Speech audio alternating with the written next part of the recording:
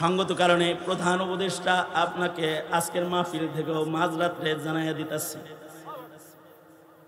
নারী সংস্কার আইনের নামে বাংলাদেশের মাটিতে ইসলামের বিধানের উপরে আঙ্গুল ঘোরানোর চেষ্টা করলে আঙ্গুলটা টান দিয়া ধইরা ভেঙে দেওয়া হবে, উল্টা পাল্টা করলে হাসিনার মতো বিদেশ পাঠায় দেওয়া হবে। শাহজালালের বাংলায় জায়গা হবে না। এটা মুসলমানের দেশ। এই দেশে মুসলিমরা রাজনীতি করতে পারে, কিন্তু ঈমান বিচ্ছা রাজনীতি করে না। ঈমান বিচ্ছা রাজনীতি করে না। এ কারণে স্কুল কলেজের ছেলেরাও নারায়ে তাকবীরের ধ্বনি দেয়। মার্চ ফর গাজা প্রমাণ বহন করেছে। স্কুল কলেজ ইউনিভার্সিটি আর রাজনৈতিক দল মত নির্বিশেষে তারা রাজপথে দাঁড়িয়ে মুসলিম মুসলমানের ভ্রাতৃত্ব প্রকাশ করেছে তাকবীরের ধ্বনি দিয়ে। আশিদ্দাউ আলাল কুফার আর রুহামা বাইনাহুম, নিজেরা নিজেরা আপোষে শির ও সাক্কার। হতে পারে এই মুসলমানরা পৃথিবীর আরেক প্রান্তে বসবাস করে,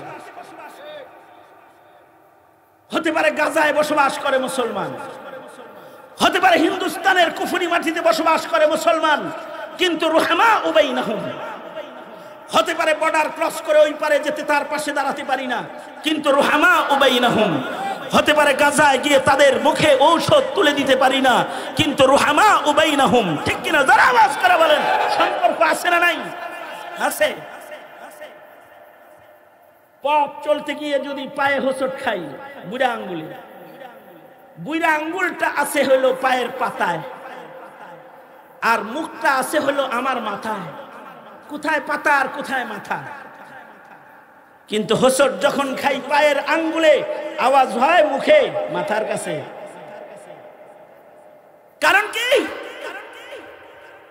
জাসাদুন ওয়াহিদ। কারণ হলো এই দেহেরই অঙ্গ হলো ওই পায়ের আঙ্গুল, যেখানে আঘাত হওয়ার সাথে সাথে মুখে উহ আহ বের হয়ে গেছে। সারা দুনিয়ার মুসলমানরা এক দেহের মতন। পৃথিবীর যে কোনো প্রান্তে কোনো মুসলমান আক্রান্ত হলে দুনিয়ার সব মুসলমানের কণ্ঠে নারায়ে তাকবীরের আওয়াজ ভেসে ওঠে। কারণ কাজাসাদিন ওয়াহিদ। ঠিক না ব্যাঠিক? জোরে আওয়াজ করে বলে কাজাসাদিন ওয়াহিদ, কাজাসাদিন ওয়াহিদ। কারণ রুহামা বাইনাহুম, এরা আপোষে শির ও সাক্কার। আপোষে এদের ভেতরে ভালোবাসা, হৃদ্যতা, আর কুফরের বেলায় তারা শক্ত। সুতরাং দুনিয়ার কাফেরেরা মুসলমানদেরকে দুর্বল ভাবার কোনো সুযোগ নাই।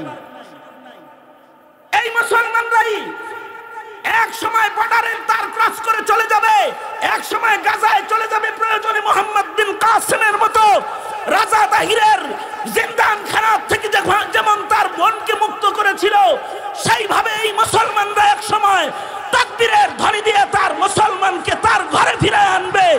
আর শিরক আর একাত্মবাদকে প্রতিষ্ঠা করে শিরক আর মুশরিকদের মূলোৎপাটন করে তাওহীদের কালিমাকে দিল্লির লাল কেল্লায় উড়াইয়া দিবে, লাল কেল্লায় উড়াইয়া দিবে।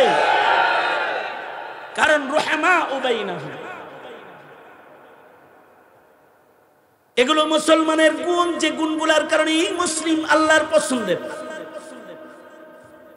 মুহাম্মাদুর রাসূলুল্লাহ ওয়াল্লাযীনা মাআহু আশিদ্দাউ আলাল কুফফার আশিদ্দাউ আলাল কুফফারি রুহামাউ বাইনাহুম তারাহুম রুকআন সুজদাই ইয়াবতাগুনা ফাদলাম মিনাল্লাহ ইয়াবতাগুনা ফাদলাম মিনাল্লাহি ওয়া রিদওয়ানা সীমাহুম ফি ওজুহিহিম মিন আসারিস সুজুদ।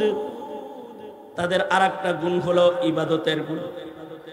মুসলমানদের ভিতরে ইবাদত থাকবে, যেমন সাহাবীদের ইবাদত ছিল। দেখা যায় তো রুকুতে আছে, সেজদায় আছে। মুসলিম সমাজের ভিতরে ইবাদতের গালাবা হবে। এদের তাকায় দেখলে দেখা যায় এরা ওয়াজ শুনে, মুসলমানের গুণ। তাকায় দেখা যায় ওরা তাকবীর মারে, মুসলমানের গুণ। তাকায় দেখা যায় ওরা জিকির করে, এটা মুসলমানের গুণ। তাকায় দেখা যায় ওরা ঘরে কোরআন পড়ে, মুসলমানের গুণ। তাকায় দেখা যায় ওরা পর্দা করে, তাকওয়াল্লাহ, এটা মুসলমানের গুণ।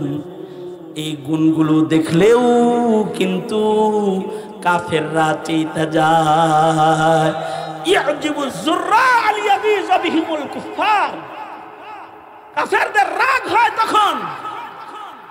এই কাফেরদের রাগ দেখে ইবাদত ছাড়া যাবে না, আর ঈমানও ছাড়া যাবে না। ঠিক কিনা? জোরে আওয়াজ করে বলেন। ঈমানও ছাড়া যাবে না, ইবাদতও ছাড়া যাবে না। মুসলমানের ঈমান আমলের চাইতে দামি দৌলত আর কিছু নাই। আজকে নারী সংস্কার করতে গিয়ে দেশ সংস্কার না করে প্রধান উপদেষ্টা উনি ধর্ম সংস্কার শুরু করছে। যেই ধর্মের উপরে আল্লাহ তাআলা কিয়ামত পর্যন্ত রাজি, যেটা সংস্কারের ঊর্ধ্বে, ইন্নাদ দীনা ইনদাল্লাহিল ইসলাম, আল্লাহর মনোনীত দ্বীন ইসলাম কিয়ামত পর্যন্তের জন্য। আর এটা পরিপূর্ণ। আল ইয়াউমা আকমালতু লাকুম দীনাকুম ওয়া আতমামতু আলাইকুম নি'মাতি ওয়া রাদিতু লাকুমুল ইসলাম দীনা। ধর্মীয় বিধানে কোনো সংস্কার নাই। বুঝছেন কথা? জোরে আওয়াজ করে বলেন, ঠিক না বে ঠিক? জোরে বলেন। কেউ যদি বলে নারী আর পুরুষ সমান অধিকার, সম্পদ বাদ সমান, ওর আকল কম, ও বুঝে না। ইসলাম শুধুই মাত্র ব্যক্তিগণে সম্পদ বন্টন করে নাই, দায়িত্ব হিসাবে সম্পদ বন্টন করছে। নারীরে তো কোনো দায়িত্বই দেয় নাই। নারীকে পুরুষের ঘাড়ে চাপায়া দিয়েছে। জন্ম নিয়েছো পিতার ঘাড়ে, ভাইয়ের ঘাড়ে, বাপ মরে গেছে ভাই পালবে। জন্ম নিয়েছো মা বাবা তোমাকে লালন পালন করবে। বিয়ে হয়েছে এবার স্বামীর ঘাড়ে, খোরো পোষ স্বামী দিবে। সন্তান হয়েছে, বুড়ি হয়েছো, এবার তুমি ছেলের ঘাড়ে। ফাও সম্পদ যার কাছ থেকে যা পাইছো সব জমা, এর 1 টাকা খরচ নেই। এই রকম আরামের অধিকার ইসলাম নারীকে দিয়েছে। কারণ নারী ওই দুর্বল জনগোষ্ঠী যারা সারা বছর পুরুষের মতো হাড্ডি ভাঙ্গা পরিশ্রম করার যোগ্যতা তারা রাখে না। পেটে সন্তান নিয়ে 1 বছর বয়ে রয়েছে ঘরের ভিতরে, খাইবোটা কি? কোনো টেনশন নাই। বাচ্চা হবে, এ বাচ্চা তোমাকে জান্নাতে নিবে। প্রসব করতে গিয়ে মরে গেলে শাহাদাতের মর্যাদা পাবে। তোমার স্বামী তোমার ভরণ পোষণ, দেখভাল, চিকিৎসা সব করবে। সমান অধিকার দিতে যায় যদি পুরুষের পেটেও যারা সমান অধিকারের দাবি জানাইতেছে, এই ওগর এই পুরুষগুলা যেগুলো এই বেডিগুলার লগে ঘুরে, ওগর পেটে যদি একটা করে বাচ্চা দিয়ে দেওয়া হয়, আর যদি কয় তুই প্রসব করবি, মুততে যায় অজ্ঞান হয়ে যাও, আর বাচ্চা প্রসব করতে যায় কি হবা চিন্তা করে দেখছিলাম? মগার মুষ্টি। নারী স্বাধীনতার নামে যে নারীরা লাফায়, তাদের সাথে তোমরা লাফাও। দুঃখ রাখার জায়গা নাই যে সরকার এখনো পর্যন্ত তাদের এই অবৈধ দাবি দাবাকে নিষিদ্ধ ঘোষণা করে নাই। আমরা দাবি করছি আপনারা কমিশনকে বাতিল করে দিন। 17 কোটি মুসলমানের দেশে নাস্তিক দিয়ে নারী উন্নয়নের কমিশন হয় না, হয় না। আলেম চোখে দেখেন না? ফাইজুল করিমকে মেয়র বানাইতে কষ্ট লাগে, অন্যরে যে বানায় দিলেন, কেন বানাইলেন অন্যকে? ফাইজুল করিমরেও বানান। এদেশের মৌলবীদের চোখে দেখেন না?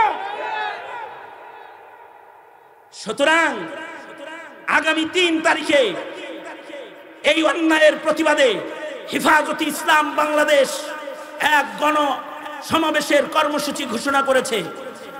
যদি এই কমিশনকে বাতিল করা না হয়, আর যদি নারী সংস্কারের আইনের নামে ইসলামের উপরে আঘাতকে বন্ধ করা না হয়, তাহলে 3 তারিখের পরে এদেশের চিত্রকে পাল্টে দেওয়া হবে, ভিন্ন চিত্র দেখা যাবে। সুতরাং আপনাদেরকেও দাওয়াত জানাই, এই আন্দোলনে সরওয়ারদী উদ্যান আপনারা মার্চ করতে প্রস্তুত আছেন তো? ইনশাআল্লাহ। আল্লাহ তাআলা দলমত নির্বিশেষে দিন পাহারা দেওয়ার যে জিম্মাদারি আমাদেরকে দিয়েছে, এ পাহারার ঈমান মজবুত রাখার তৌফিক আল্লাহ তাআলা দান করে। আমিন বলেন। কারণ এটা ঈমান। বিলাখের আমাদের দৌলত একটাই, ঈমান। আজমি ভাই সহ ডেমরার উলামায়ে কেরামের সাথে এক প্রীতির বন্ধন আমার আছে। ওনাদের দাবি থাকে হলো যে মাগরিব থেকে রাত 12টা যে কোনো সময় হাজির হইতে হইব মাহফিল করলেই। এখন আমি তো মানুষ একা, আজকে কিছুটা হাজিরা দেওয়ার জন্য এসেছিলাম। এই কয়টা কথা বললাম, আমাদের কিছু গুণ আছে, ওই গুণগুলা যেন ভুলে না যাই। ইনশাআল্লাহ তৈয়ার আছি তো ইনশাআল্লাহ। আল্লাহ কবুল করুক, জোরে বলেন আমিন। সুজা করেন হাত, সুজা করেন, বলেন ইয়া আল্লাহ ওয়াদা করিতেছি 5 ওয়াক্ত নামাজ ইহতিমামের সাথে আদায় করিব। ইয়া আল্লাহ উলামায়ে দ্বীনদের সাথে থাকব, নাস্তিক মুরতাদের মোকাবেলা করব, জীবন দিতে হলে জীবন দেব, দ্বীন ইসলামের পাহারা দেব। চিল্লায় জোরে আওয়াজ করে চিল্লায় বলেন ইনশাআল্লাহ, জোরে করে বলেন ইনশাআল্লাহ। আল্লাহ তাআলা সবাইকে কবুল আর মঞ্জুর করুক, আমিন। আল্লাহ তাআলা আপনাদেরকে কবুল আর মঞ্জুর করুক। এখন আমাদের মুরব্বী, আমার এলাকার সবাই ছিল, الصلاة والسلام على سيد الأنبياء والمرسلين محمد وعلى آله وأصحابه أجمعين। এমন একটা সময় দুইটা হাত তুলেছি মধ্যরাতে, যখন ফিলিস্তিনে অন্ধকারের মধ্যে ক্ষতবিক্ষত দেহে ধ্বংসস্তূপের ভেতরে বসে বসে এতিম সন্তানরা রোনাজারি করছে আর ফরিয়াদ করছে। রব্বুল আলামিন এমন এক সময় আমরা হাত তুলেছি, ভারতের মুসলমানরা ইয়া আল্লাহ শহীদ মসজিদের পাশে দাঁড়ায় দাঁড়ায় চোখের অশ্রু ঝরাইতেছে। আল্লাহ এমন একটা সময় হাত তুলেছি যখন চতুর্দিকে মুসলমানদের, মজলুম মুসলমানের আর্তনাদ ভেসে আসতেছে। ভিক্ষুকের মতো দুইটা হাত বাড়ায় ধরেছে। মধ্যরাত পর্যন্ত তোমার গোলামেরা কথা শুনেছে, দুইটা হাত বাড়ায় ধরেছি। আল্লাহ মেহেরবানি করে আমাদের জিন্দেগির সব গুনাহ তুমি মাফ করে দাও। আল্লাহ আল্লাহ জেনে না জেনে অন্ধকারে আল্লাহ গোপনে প্রকাশ্যে যত পাপাচার করেছি ক্ষমা করে দাও। রব্বুল আলামিন কার কি হাজাত, কার কি জরুরত তুমি জানো। সবার মনের নেক বাসনাগুলো পূরণ করে দাও। বয়োবৃদ্ধদেরকে হযরত আবু বকর বানায় দাও, যুবকদেরকে খালিদ বিন ওয়ালিদ বানায় দাও, পর্দার আড়ালের মা বোনদের হযরত ফাতেমা খাদিজা বানায় দাও। আল্লাহ আল্লাহ জিন্দেগির এমন কোন মোনাজাত বাদ নাই যে মোনাজাতে মা বাবার কথা বলি নাই। নিজের হাতে অনেকে নিজের মা কবরে রেখেছে, নিজের হাতে অনেকে নিজের বাবা কবরে রেখেছে। জীবনে কোনোদিন মা ডাক নসিব হবে না, আব্বার ডাক নসিব হবে না, এমন বহু সন্তান এখানে আছে। মা বাবা উভয়ের জানাজা পড়েছে, কাফন সরায়া শেষ দেখা দেখেছে। রব্বুল আলামিন এমন মা বাপ হারা যত সন্তান আছে আল্লাহ,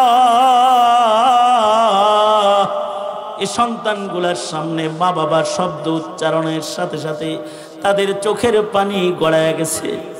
রব্বুল আলামিন মেহেরবানি করে তাদের মা বাবার কবরগুলা জান্নাতের বাগান বানায় দাও। যাদের আব্বা আম্মা আছে হায়াত বাড়ায় দাও, বেশি বেশি করে খেদমত করতে পারে তৌফিক দান করো। আমাদের সালাম প্যারা নবীর রওজায় আতহারে পৌঁছায় দাও। হজ্জে বাইতুল্লাহর মৌসুম চলে এসেছে। কাফন পরে লাব্বাইক বলে বলে কত মানুষ বাইতুল্লাহর দিকে সফর করবে। রব্বুল আলামিন আমাদের কাউকে বাইতুল্লাহর জিয়ারত থেকে মাহরুম করো না আল্লাহ। রব্বুল আলামিন অত্র এলাকায় সুন্নতের হাওয়া চালু করে দাও। হার কিসমের শিরক আর বিদআত থেকে সকলকে ধরে ধরে বাঁচাও। এই দেশ স্বাধীন সার্বভৌম জমিনের স্বাধীনতার সার্বভৌমত্বকে তুমি রক্ষা করো। রব্বুল আলামিন জানি না কোন দোকানের কাফন আমাদের জন্য রেডি হয়ে গেছে, কোন সফের বাস না জানি পেকে গেছে, কখন জানি মসজিদের কোনার পালকি বাড়ির দুয়ারে দাঁড়ায় যায়। ওগো আল্লাহ, কবরের পালকি পাঠানোর আগে কামিল মুমিন বানায় দিও আল্লাহ। রব্বুল আলামিন এই মজমাকে কবুল মঞ্জুর করে নাও। কদম কদম নেক দিয়ে সকলকে বাড়ি ফিরায় দাও। আল্লাহুম্মা জাআলনা মিনাত তাওয়াবিন ওয়াজআলনা মিনাল মুতাতাহহিরিন ওয়াজআলনা মিন ইবাদিকাস সালিহিন। اللهم أعنا على ذكرك وشكرك وحسن عبادتك سبحان ربك رب العزة عما يصفون وسلام على المرسلين والحمد لله رب العالمين